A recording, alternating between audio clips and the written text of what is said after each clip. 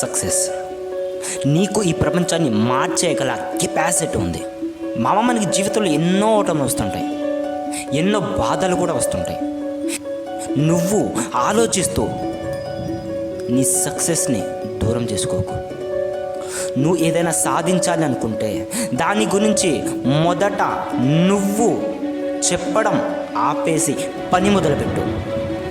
నీకు ఇతరులు విసిరే రాళ్లను పునాదులుగా తీసుకొని స్టెప్ బై స్టెప్ మెట్టు మీద మెట్టు ఎక్కి సక్సెస్ సాధించు.